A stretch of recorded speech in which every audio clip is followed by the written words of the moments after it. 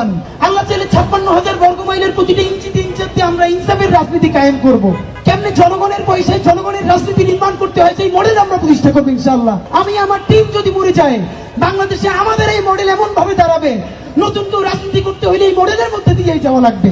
ভাইরা আমার, যদি আমরা কখনো ভুল করি খেয়াল রাখবেন। অনেকে বলে ভাই আপনারা বিশ্বাস করি নিজের জীবনের চাইতেও বেশি, প্লিজ কোনোদিন ডিসঅনেস্ট হয়ে না। আপনাদেরকে আমি একটা কথা বলি, আমার এত বিশ্বাস আপনারা করবেন না।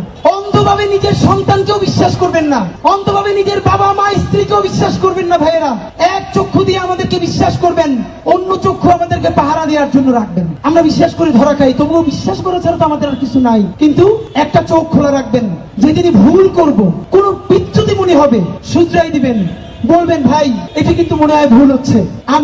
আমরা আপনারা বাংলাদেশের সবাই মিলে ইনশাআল্লাহ ঢাকা 8-এর এই রাজনীতিকে বাকি 299টা কনস্টিটিউতে ইনশাআল্লাহ পৌঁছে দিব। সুতরাং যে নয়া সফর শুরু করলাম, আমাদেরকে কেউ থামাতে পারবে না। কোনো হেভিওয়েট, কোনো পয়সা যদি থামাইতেই পারতো, তাইলে আজকে এরকম ঐতিহাসিক র্যালি হইতো না।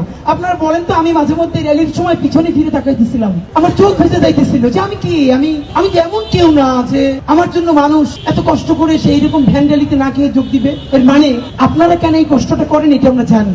আপনারা অনুভব করেন আপনার যে কষ্টের কথাটা, যেটা আপনি বলতে পারেন না, ওইটা আমাদের মুখ দিয়ে উচ্চারিত হয়। আপনারা যখন আমাদের ভিডিও দেখেন, মনে করেন এই কথাটা আপনি প্রতিদিন বলেন, কিন্তু বাংলাদেশের কোনো মিডিয়া প্রচার করে না।